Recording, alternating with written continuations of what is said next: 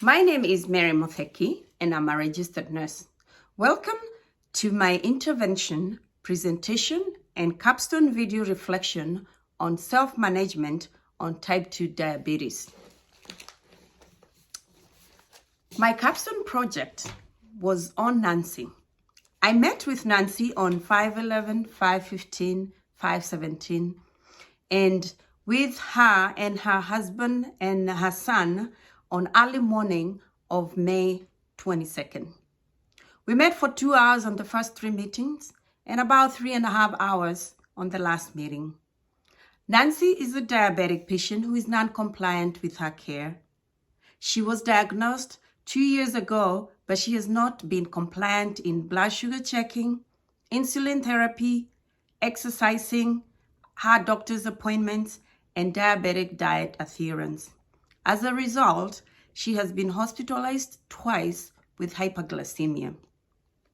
My intervention was to educate Nancy on how to self-manage her diabetes.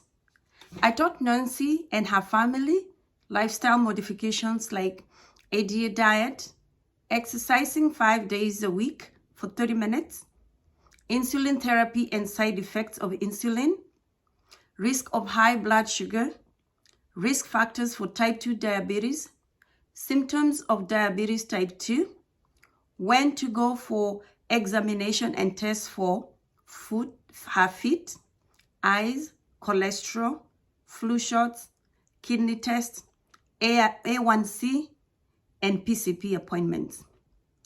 Nancy was not technology savvy, but her son bought her a new phone and she was able to log in to her patient portal and view her profile. She also called her PCP and scheduled for a virtual appointment. She was also educated on continuous glucose monitoring device, which she really appreciated to know because she hates checking her blood sugar 3 times a day. She will request a prescription from her PCP on her next appointment. Son and husband were taught the importance of supporting Nancy in her diabetes care. Nancy stated that the education provided gave her insight on how to self-manage her diabetes, and she will apply it every day. Son and husband stated that they were always scared about the diabetes diagnosis, but learning that the disease is manageable will help them support Nancy. The instruction given was easy to understand. The brochure was written in simple English and was concise. The challenge the family will face will be how to use the CGM device once they get it. Nancy stated that exercising 5 days a week will be a challenge, but she is willing to start. She stated she has started exercising at least 2 days a week. Learning the effects of high blood sugar levels motivated her to self-manage her diabetes in order to avoid any complications. Learning how to self-manage diabetes affected Nancy positively. She stated since I met with her, she has been motivated to take care of herself. Her husband and son stated that her mood has changed and she looked more motivated. The effect of Nancy being able to solve her diabetes will be measured by her levels of A1C every 3 months. Data from her patient portal showed her last A1C was 9. Use of evidence and peer-reviewed literature. To ensure use of the best evidence-based and peer-reviewed literature, Capella University Library was utilized. Using database A through Z and Salmon, and using keywords such as diabetes, DKA, self-management diabetes, were used to search articles. To ensure the articles selected were accurate and credible, I selected healthcare-related articles that were peer-reviewed and published within the last 5 years. Also, I reviewed the author's credibility in diabetes management and complications. Outside sources like American Diabetes Association website, World Health Organization's website, Centers for Disease Control and Prevention website were utilized for supplemental information. Using evidence-based practices and patient-centered care can bring improved outcomes, as discussed by Karam et al. 2021. Technology. Use of technology was very helpful in this Capstone project. Coordinating our meeting times was made possible by phone calls and text messaging. With the help of technology, managing chronic diseases in collaboration with the healthcare team has become more accessible. Use of continuous glucose monitoring device helps to lower the rates of hypoglycemia episodes, thereby improving patient outcomes, as discussed by Underwood et al. 2021. For non-compliant patients in blood glucose monitoring, CGM device is the best way to implement in order to avoid future complications. Use of CGM devices enhances management for diabetes. The doctor and patient can easily access data on glucose levels from the CGM device. The doctor is able to make any necessary adjustment to insulin therapy. Use of mobile applications like Patient Portal is vital in tracking patients' own progress with lab work like A1C. The level of A1C can be used to measure the effects of interventions used to manage diabetes. Use of telehealth like virtual appointments enables patients to see doctors without having to leave the comfort of their own homes. Use of internet-based websites like American Diabetes Association can help patients be updated on diabetes care recommendation. Use of telehealth to monitor and manage diabetes is cost-effective, convenient for the patient, and results in improved outcomes, as discussed by Underwood et al. 2021. Health policy.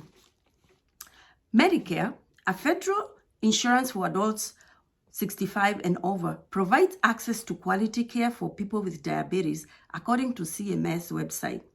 Since Nancy is 66 years old, she qualifies for Medicare and is able to access quality care.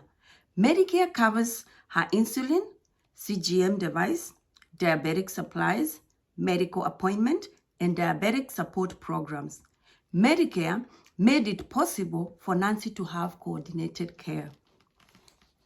HIPAA, which is Health Insurance Portability and Accountability Act of 1996, is a federal regulation that avoids disclosure of private patient health information without patient consent.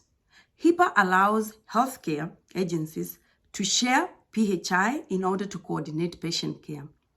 With the use of PHI through technology like telehealth, Nancy was able to access quality care by scheduling virtual appointments and access Patient Portal, and also have access to diabetic support programs. The Nursing Code of Ethics promotes fair treatment toward all people and denounces any discrimination. The 4 nursing ethical principles include autonomy, which is patients' right to make their own decisions, and 2, justice, providing equal care to all, and 3, beneficence, to treat every patient with kindness and compassion to promote their well-being, and 4, non-maleficence, to avoiding harm to patients. According to American Nurse Association 2018, nursing decisions must be thought out, planned, and purposefully implemented responsibly. Working with Nancy for Capstone project, Nursing Code of Ethics was applied to respect her autonomy, overcome her non-compliance, and promote her well-being to ensure continuity of care and quality of life. Patient safety is a priority. Giving proper instructions in a clear manner to a patient ensures patient understands the treatment plan and avoids unnecessary readmission to the hospital, which can lead to increased stress, increased cost of care, and use of and necessary resources as discussed by Karam et al. 2021. Educators must evaluate understanding through teach-back method to ensure knowledge is retained as discussed by Fremont 2019. Project outcomes. Capstone project matched my initial predictions because it was my desire to help my friend's mother on how to self-manage her diabetes. Following the steps outlined in the Capstone project helped me to introduce, plan, and implement diabetes education to Nancy and her family in an organized manner. Using transformational leadership and communication strategies, Nancy was convinced to start using technology like mobile applications, virtual appointments, and CGM device to enhance diabetes self-management care. Throughout the Capstone project, I was able to dig deeper into diabetes diagnosis and help her understand better ways of self-managing her health. My interventions can be adapted as best practice. It is a simple teaching plan that is easy to understand and follow. The feedback from patients and families shows understanding and willingness to blood sugar monitoring, insulin therapy, and lifestyle modifications to avoid any diabetes complication.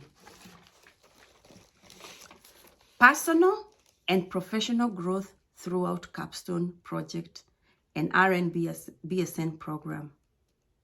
The Capstone project helped me enhance my teaching and research skills. Working with diabetic patients every day at work who have complications can become a normality.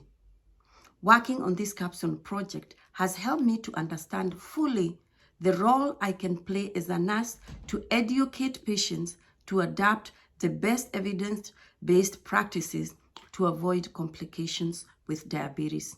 For instance, use of CGM device on Medicare patients who are non-compliant with blood sugar checking can help them with blood sugar monitoring because CGM device is covered by Medicare insurance. During my last scheduled shift of work, I was able to coordinate care of a diabetic patient who was non-compliant with her blood sugar monitoring, and she was able to receive a CGM device upon discharge. When I started my RN to BSN program, I was very frustrated because I had not attended school in 13 years. The last time I attended school, we never used computers. Using the computer was very challenging, but as I progressed into the program, it became easy. Setting goals helped me to stay focused.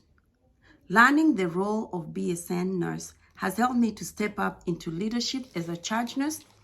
Before I started the program, I declined any opportunity to lead as a charge nurse. The RN-BSN program has enhanced my role as a nurse in provide quality and safe care to patients through leadership skills, collaboration strategies, care coordination, and use of technology. By applying evidence-based practices, I will continue growing in my profession and provide quality care to my patients. Thank you.